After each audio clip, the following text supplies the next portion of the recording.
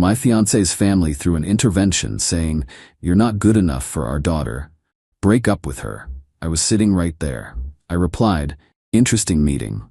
Then I stood up, took the ring off her finger, and left. When she chased me to the parking lot begging me to stay, I, 31 male, proposed to my fiancée, 28, about 3 months back. Been together 4 years. Best 4 years of my life, honestly. She's everything. Smart, funny, makes me laugh when I'm stressed about work. I'm Asian American, second generation, software engineer. She's white, grew up in the suburbs with a pretty traditional family. Her family was always weird with me. Not outright rude, just off. Like they were being polite because they had to be. Her dad would shake my hand like he was handling something fragile. Her mom smiled, but it never reached her eyes. I kept thinking maybe I was paranoid, reading into things that weren't there. My fiancé kept saying they just needed time, that they were like that with everyone, that once they got to know me better, it'd be fine. I wanted to believe her, so I did. Last Sunday, her mom called. "Family dinner, you should both come, important." My fiancé looked surprised but said sure. We showed up around 6. Her parents were there, obviously, but also her older brother and his wife, her younger sister, her aunt and uncle, her mom's side. That's when my stomach started turning. Why would extended family be at a random Sunday dinner? No food cooking, no table set, just everyone sitting in this circle in the living room like some kind of jury. My fiancé looked at me. I shrugged. Neither of us knew what was happening. Her dad cleared his throat. "Real serious. We asked you both here because we need to have a conversation." "About what?" My fiancé's voice had that edge it gets when she's about to get defensive. Her mom jumped in quick. "Honey, we've been thinking about your engagement. We have concerns." Concerns. My fiancé repeated it flat, not a question. Her dad looked right at me, didn't blink. "Son, you seem like a nice young man, but we don't think you're the right fit for our daughter." Just like that, straight shot to the face. I kept my expression neutral even though my stomach dropped through the floor. "I see." Her brother leaned forward, all concerned. "Look, nothing personal. We just think our sister deserves someone who understands her background, her culture. Someone who shares our values," her aunt added, nodding like this was all perfectly reasonable. My fiancé stood up so fast her chair scraped. "What the hell is this?" "Sit down, sweetheart," her mom said. "Let us explain." "Explain what? That you ambushed us?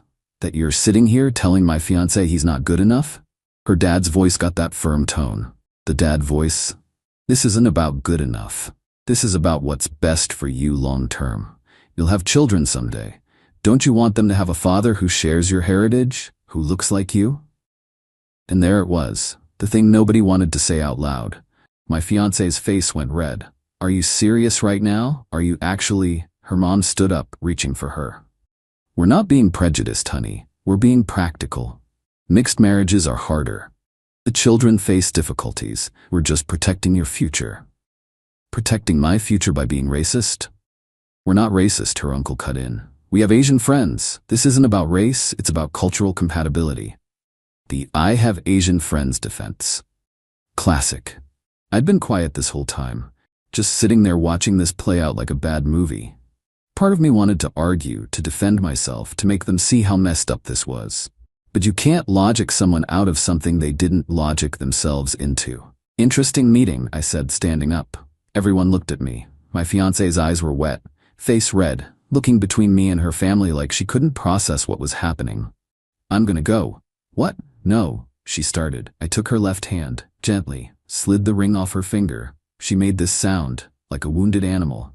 "I'm not doing this to you," I said quietly. "I'm not making you choose. That's not fair." "Stop," her voice broke. "Don't do this. I love you too much to watch you get torn apart." Meant every word. "You deserve better than this situation." Pocketed the ring, nodded once at her family, who all had these varying expressions of satisfaction and discomfort, walked out. Made it to my car, had my keys out, was unlocking the door when I heard running footsteps. "Wait, please wait." Turned around. She was in socks, no shoes, had literally run outside after me, crying so hard she could barely breathe. "Don't go, please don't leave me." "Your family." "I don't care about my family." She grabbed my arms. "I care about you. I love you. You can't just give up on us because they're being horrible. I'm not making you choose between. I'm not choosing. You're choosing. You're the one I want to marry. They can accept it or they can go to hell. She was shaking, full body shaking. I pulled her into my arms and she just collapsed into me. Are you sure? I asked into her hair. Because they might never come around. You understand that? She pulled back, looked me dead in the eyes, tear-streaked face, running nose, total mess. Then they don't come around. I'm not losing you because they're stuck in the 1950s. Give me my ring back. What? The ring. Give it to me. She held out her hand. I pulled it from my pocket. She snatched it and shoved it back on her own finger. There. Still engaged. We're getting my stuff and I'm staying with you. I'm done with them. Behind her, her family had come to the doorway. Her mom was calling her name, voice all high and panicky. She didn't even turn around. Get in the car, she said to me. We got in. I drove. She didn't look back once. Update 1. That was last Sunday. Been about a week and honestly it's been a lot. My fiancé's been staying at my place. Called out sick Monday, spent the day angry crying and rage cleaning my kitchen. Which honestly needed it, so that worked out. Her phone started going crazy Sunday night. Everyone calling. She ignored most of it, but finally looked at the messages a couple days later. Her mom, we just want what's best for you. Please come home so we can talk rationally. You're being emotional. We love you. Her dad, you're making a huge mistake. Don't throw away your family over some relationship. He's not worth it. Her brother, can't believe you're choosing him over us. Real mature. Mom and dad are devastated. Her sister was the only one who sent something halfway human. I don't agree with what they did, but I hope you're okay. My fiancée only responded to her sister. Just, I'm fine. Need space. Midweek, her mom showed up at her office. Just walked in and asked to see her. My fiancé told me about it that night. Said her mom stood in the lobby with this wounded expression doing the whole, I can't believe you won't answer my calls thing. Went into this speech about family loyalty. How disappointed everyone was. How I was manipulating her. Isolating her from her family. Yeah, I'm isolating her. Not the people who literally held an intervention to break us up. My fiancé told her showing up at her workplace was inappropriate and she needed to leave. Then went back upstairs. Her mom apparently stood there for another 20 minutes before security asked her to go. Few days later, we were making dinner. Normal evening, I was complaining about work stuff. My phone rang, unknown number. Answered without thinking. Is this him? Woman's voice. Her mom. Is this the man stealing my daughter? My fiancé heard and came over. I put it on speaker. I want you to know what you're doing to this family. My daughter won't speak to us. Her father is beside himself. You've manipulated her. Mom, my fiancé cut in. I can hear you. That's not what happened. You told him he wasn't good enough because he's Asian. We did not. We said you weren't compatible. You said you wanted me to marry someone who shares our heritage, someone who looks like me. That's literally racism. I'm not a racist. How dare you? I just want what's best for you. What's best for me is him. If you can't accept that, then you don't accept me. Silence. Then her mom's voice went cold. If you marry him, don't expect us at the wedding. My fiancé didn't even hesitate. Then don't expect an invitation. Click. We stood there. My fiancé started laughing. Not happy laughing, that unhinged laugh when things are so absurd your brain can't process them. Did that just happen? Yeah. My mom just uninvited herself to my wedding. Yep. She sat down hard. I sat next to her. I don't know if I should cry or keep laughing. Could do both. She leaned against me. Thank you for not just leaving that night. I know you were trying to give me an out, but I don't want an out. I want you. Good, because I want you too. Even if my family never speaks to me again? Especially then, I said, because that means you chose us, and that's everything. Next day her brother called. She answered on speaker. You know Dad's blood pressure is through the roof, right? Hello to you too. I'm serious. Mom said you uninvited them from the wedding they were going to help pay for? They uninvited themselves, and I don't want money with conditions attached. You're being selfish. I'm being selfish. I'm not the one who held an intervention to break up my sister's relationship. You'll regret this. Only thing I regret is not seeing this sooner. He hung up on her. She looked at me. Guess we're paying for everything ourselves. We don't need a big wedding. I'd marry you in a parking lot at this point. That weekend we had dinner with my parents. They knew something was up. My fiancé told them everything. My mom reached across the table and grabbed her hand. I'm so sorry. My fiancé started tearing up. I'm sorry your future in-laws are racist. My dad, who's usually pretty quiet, shook his head. Their loss. You love our son, you're kind, you're smart, that's all we care about. My fiancé full-on cried. Happy crying. My mom got up and hugged her. You're already our daughter, my mom said. With or without a wedding, you're ours. That made her cry harder. In the car going home, she was quiet.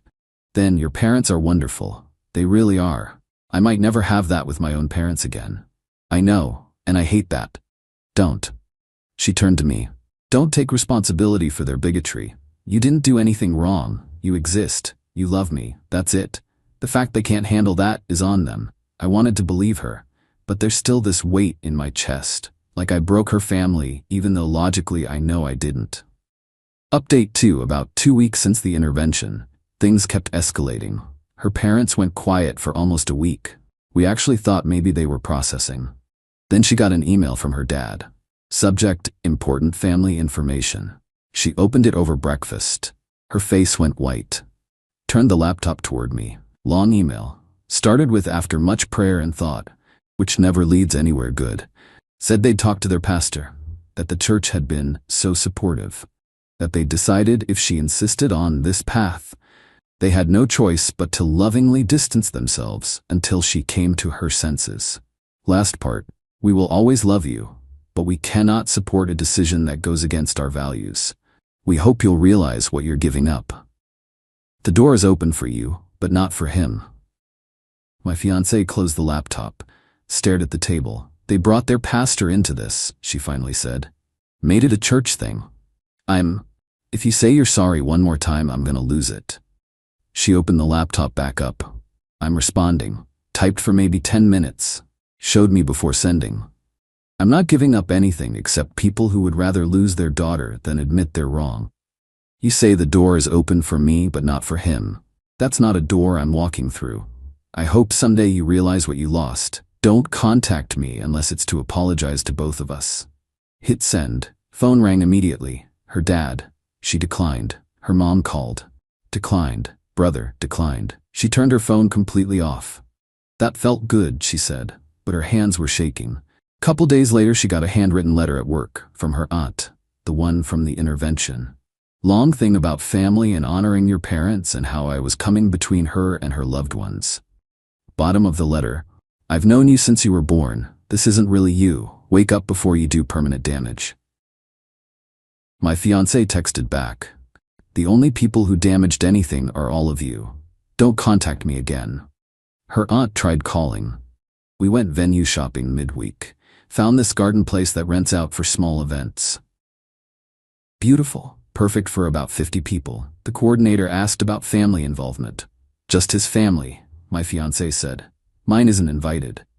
The coordinator got sympathetic but didn't ask questions. We booked it. In the car after, she was quiet. You okay? I keep thinking about how my mom used to talk about my wedding. She had it all planned in her head. The dress, the flowers, everything, and now she won't even be there. We can wait. Give them time. No. Firm. I'm not putting my life on hold waiting for them to stop being bigots. We're getting married, with or without them. She said it strong, but I saw her wipe her eyes when she thought I wasn't looking. Her sister called the next day. The reasonable one, my fiancé put her on speaker. Just wanted to check in, heard about Dad's email. Yeah, I think they're being ridiculous. Thanks. Pause. But I'm in a tough spot. They're my parents too, and they're making it clear that anyone who supports you is choosing sides. My fiancé's whole body tensed. So you're calling to say what?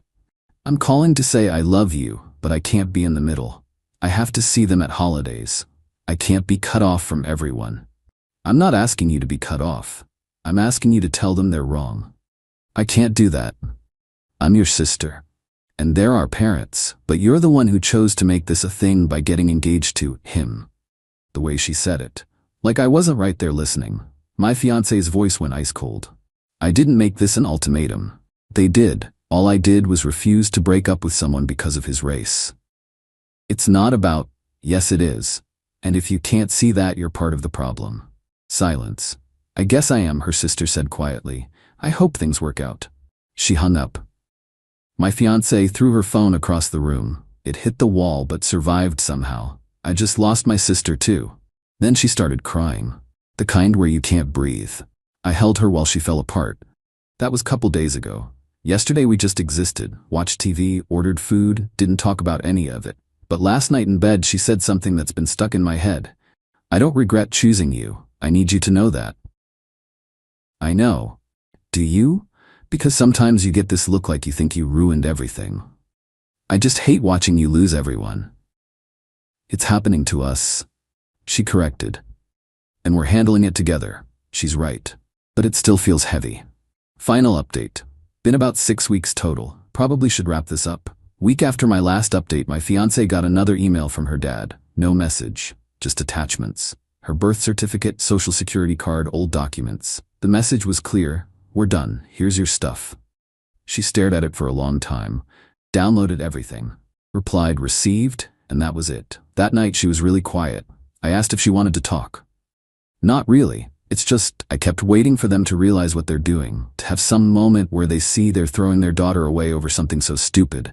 But that email was them saying that's never happening, and weirdly, that makes it easier. The waiting was worse. Yeah? I'm not sad anymore, just done. Made sense to me. We threw ourselves into wedding planning. Nothing fancy. Garden venue, 40 people. Simple ceremony. My parents offered to help with costs. Her childhood best friend doing flowers cheap. Another friend photographing. It was coming together. Radio silence from her family for a while. Then, couple weeks ago, her mom sent a Facebook message request. I heard you're moving forward with the wedding. We're praying for you. We hope you come to your senses before you make a permanent mistake. It's not too late. My fiancée screenshot it, sent it to her sister with, tell mom this is why we're not talking. Her sister read it, but didn't respond. Wedding planning continued, sent invitations, got RSVPs back. My side filled up, her side mostly empty. But the people who mattered were coming. Then last week her sister called. My fiancé almost didn't answer. I'm not taking sides, her sister said fast, but I need to tell you something. Okay. Dad had a health scare, high blood pressure thing, he's fine, but it freaked everyone out. Mom kept saying she wished you were there, how hard this was without you, and I got mad, told them they could have you there, but they chose this. My fiancé stayed quiet. They didn't like that. We got into this huge fight. I said what they did was cruel and racist and they needed to apologize. Dad said I was betraying the family, so I left. I'm not talking to them right now either. You're not? No, and I wanted you to know. I should have stood up for you from the start. I'm sorry. Long pause. Do you want to come to the wedding? My fiancé asked. If you'll have me, we will. The wedding happened last weekend. Small, intimate, perfect. My parents walked my fiancé down the aisle. She asked them to. My mom cried the entire time. Her sister was there, front row on her side, made it less empty. At the reception, her sister pulled me aside. I owe you an apology too. I was wrong to stay silent.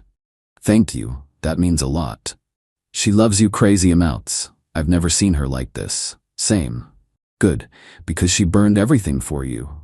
Don't screw it up. Never. We danced, ate too much cake, stayed till they kicked us out. It was everything it should have been. The people who weren't there, their absence was loud, but it didn't ruin anything. Got back from our honeymoon couple days ago. Short trip, just needed to decompress. When we got home, there was a card in the mail. From her mom. My wife opened it. Generic congratulations card with a note. I heard you went through with it. I hope you know what you've done to this family. When you're ready to make things right, we'll be here. My wife read it twice, handed it to me. I read it. What do you want to do? She took it back, walked to the kitchen, threw it in the trash. Haven't heard from them since. My wife talks to her sister regularly now. They're rebuilding slowly. But her parents, brother, extended family, nothing. Her mom's church friend reached out on Facebook after seeing wedding photos. Long message about how everyone makes mistakes and family is family, and would my wife consider reaching out to start healing. My wife's response, I'm happy to heal when they apologize for their racism. Until then, I have nothing to say. Friend never responded. Are we okay? Yeah. We are. My wife has moments where she gets sad, usually around holidays or when we're with my family. She'll get quiet, and I know she's thinking about what it could have been like. But then she'll squeeze my hand and say, I'd do it again, and I believe her. Her coworker asked if she ever thinks about reaching out to fix things. She said, they broke it. They can fix it. That's where we are. We built our own family. My parents, her sister, our friends, people who show up. Are her parents gonna change? Probably not. And that's sad, but it's their choice. My wife told me last night she used to worry she'd regret cutting them off. But I don't. I regret they made me choose. I regret they cared more about your race than my happiness. But I don't regret you. We're good, building our life, and if they never come around, they miss watching their daughter be happy. That's on them.